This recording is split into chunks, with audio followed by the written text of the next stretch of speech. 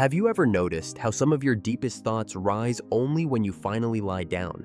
When the room grows quiet? When the weight of the day presses softly against your chest? There's something almost sacred about that stillness. It's the moment when your body stops, but your spirit begins whispering things you didn't have the strength to say out loud.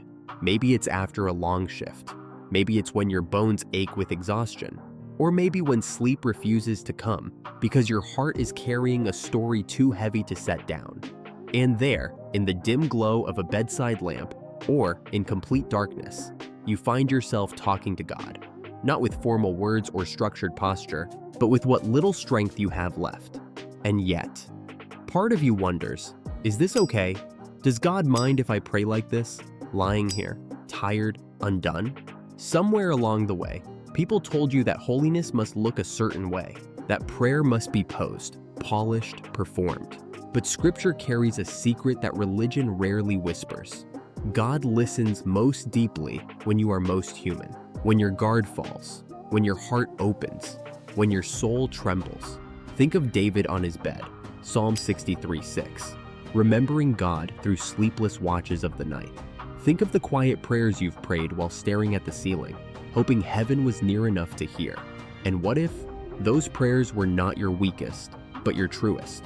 There is a quiet mystery in the way God meets you when you pray lying down, when strength fails, when formality disappears, when all you can offer him is the rise and fall of your breath.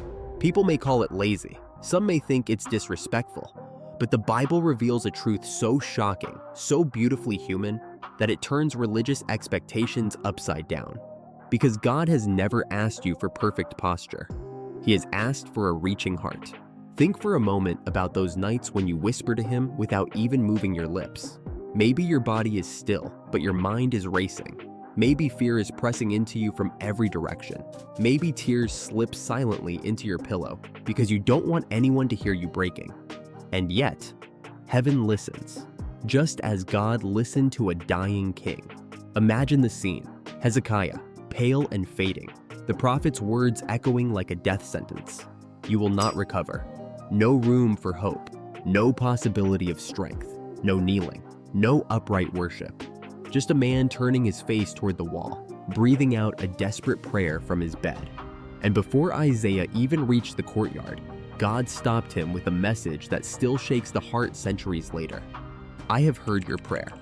Not the loudest prayer, not the strongest, but the most honest. There is a hidden warning here too. Don't let the world convince you that God values performance over presence, appearance over authenticity. Hezekiah's prayer wasn't wrapped in ceremony. It was wrapped in truth. And then there's Jacob, an old man leaning on his staff, body trembling, soul still worshiping.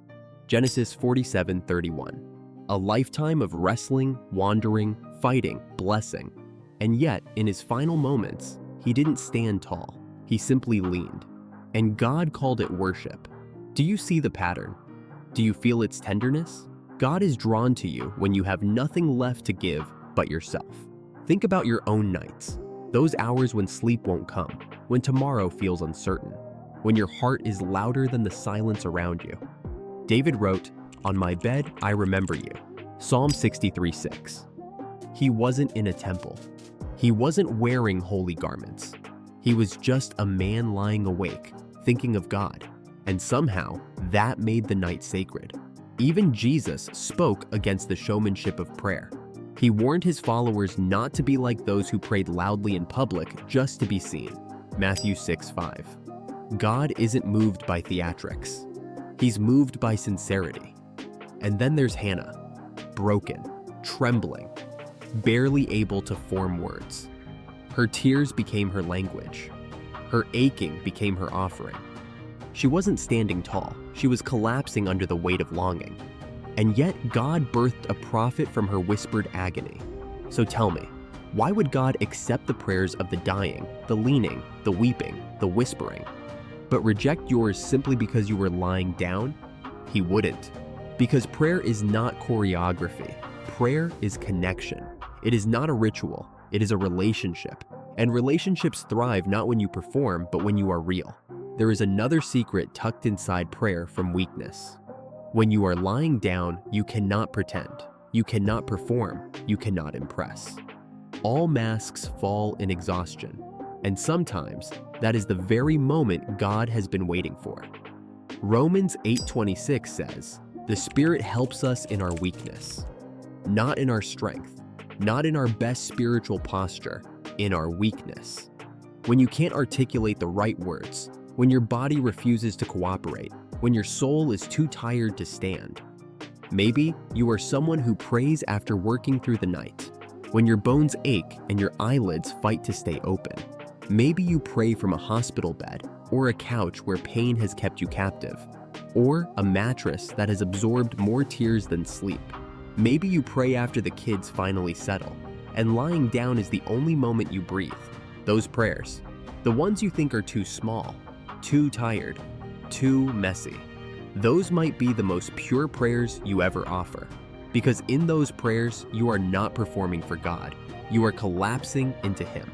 And here is something the enemy doesn't want you to know. Weakness is not a barrier to God, it is a doorway. A place where grace flows freely, where His power becomes your strength, where your vulnerability becomes His invitation. You whisper from your bed, and heaven answers from its throne.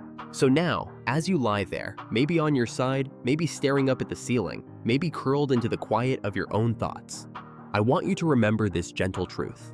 God is not measuring the angle of your body. He is listening for the sound of your heart. He has always moved toward those who come to Him in weakness. He has always answered the prayers whispered in the dark. He has always stepped into the spaces where strength has faded and only trust remains. When you pray lying down, you're not being lazy. You're being real. You're praying the way Hezekiah prayed, the way David prayed, the way desperate, honest souls have prayed throughout all of Scripture. And maybe, just maybe, your breakthrough, your peace, your clarity, your healing will come in one of those moments when you feel least capable, but most surrendered. So tonight, when the room quiets and your spirit begins to speak, don't hold back. Let your tears become your language. Let your breath be your worship. Let your stillness be your altar. Come to Him just as you are, because that is all He has ever asked of you. And if this message settled something deep in your spirit, if it lifted a weight or opened your eyes, or reminded you that God sees you even in the dark, then I'd love for you to stay connected. Like this video, share it with someone who needs comfort tonight. Subscribe for more whispering truth, more healing, more revelation. Thank you for being here. May God meet you gently in the quiet places. See you in the next video.